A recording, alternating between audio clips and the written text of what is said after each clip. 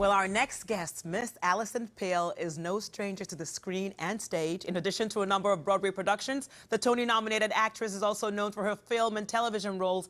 Everything from Scott Pilgrim versus the World to Star Trek Picard, Them, American Horror Story, and The Newsroom, one of my favorites. Now, you can check her out in the film All My Puny Sorrows, and we have a peek. Mom showed me your suicide note. Don't. Well, if you didn't want anyone to read it, you shouldn't have written one. More mysterious that way. Thank you for putting me on it. Yeah. You're welcome. Can we talk about my placement? I was like 2/3 down the list. It feels like I was an afterthought. Well, a little sisterly love with a side of humor is always necessary, even in the darkest of times. Here to fill us in on All My Puny Sorrows is an actress of stage, film, and television, and my lipstick twin, Miss Alison Pale. But we are, Thank though. you. I know. Monday Red. You gotta do it. And so that's, I was thanking you for like checking your text messages. You didn't respond to it, but I said, let's do red lip. Let's match. Yeah. Right? Yeah. So yes, exactly. I was talking to you during the break about this movie, and you already know that I know what's going down, and I have to say this is powerful on all levels. Like, I cannot even begin to imagine. So starting from the first scene on the train tracks, right? And it's titled My Puny Sorrow. There's nothing puny about the sorrows and the issues this family gets to face, right? Wouldn't you say? I agree, but it's always, I mean, I think we all try to minimize our sorrows. Yeah. You know, we all feel this obligation to make them less than they are, to compare them to other people's. And I think what's interesting about this film, and it's based on a book by Miriam Taves, who actually lived it. It's based on her own family.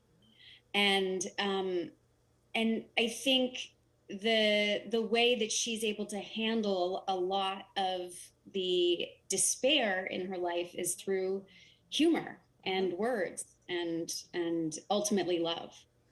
But yes, I would not say these sorrows are puny. I know, but I get that it's a play on words and it's a play on her emotions, because I love how in your character you play Yoli, a writer, and I love just how she tackles things. Like the parking lot scene was so human, like, because we needed to see her go off at some point. And I just love that scene so much, and how she just switches when she sees her mom, and she's like, oh, it's fine, nothing happened, just parking. I was like, oh my gosh, she's crazy. But it, like you said, it's based on a book, and having followed your work, we know that even if you didn't know of the book before, which I know you did, after you got the role, you immersed yourself into it afterwards. So a lot of people who've read the book are saying, how different is it from the book? Does it stay exactly as we read it, or does it stray a bit?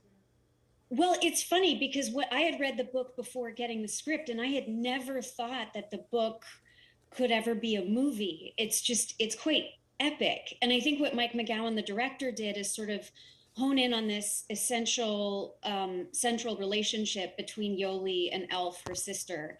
And so there's less of the sort of generational jumping, and there's sort of less time taken up. But I think at its core, it holds the essence of these two sisters, and shares the same love of language that the book has. So I hope that any fans of the book will really find the actual essence of the book in here.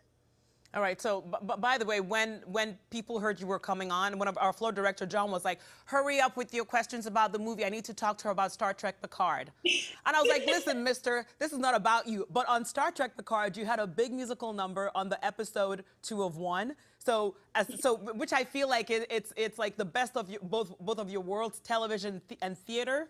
And then, just so you know how major you are, another coworker of mine, Mike, who loves horror movies, popped out of nowhere to remind me that you were an American Horror Story as well, because, you know, I need coworkers to remind me these things. So that is how big. They don't speak to me normally, Alison.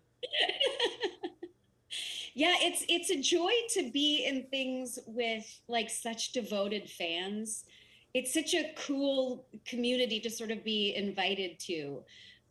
Where people have such a deep connection to these things. I mean, Star Trek is like there's generations of people who have memories of the first, you know, the first iteration and on, and people whose connection to it goes so deep and runs through their families. So to be a part of it has been just a joy, and to interact with fans and to hear what they're thinking and how they're enjoying the season is wonderful.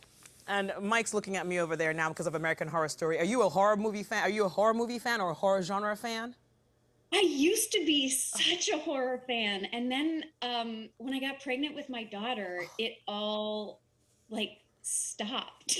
I just like, I can't watch horror anymore. It's too difficult just because I have to like pretend that bad things aren't possible. No, listen, we are one and the same. You do not want to see me watching a horror movie. Like well, even your movie, it's not a horror movie, but it's like, I was yelling at the screen and stuff. I was yelling with you and all that stuff. So I'm that person that you do not want to watch a movie with. And when it's a horror movie, you might want to wear a helmet next to me because I'm like, ah!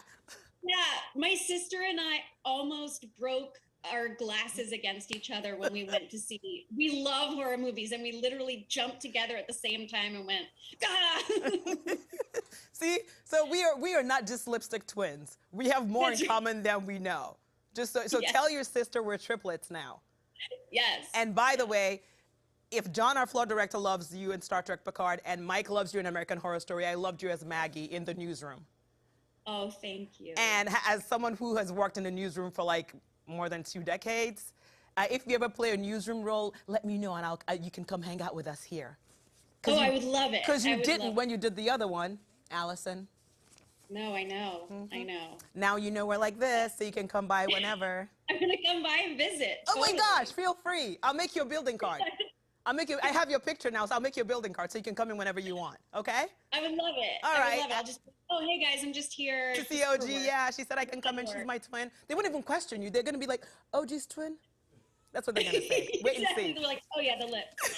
Exactly. Alison, such a pleasure to meet you. Thanks for chatting with us this morning. Everyone, All My Puny Sorrows releases on demand and on digital platforms tomorrow. Go check it out.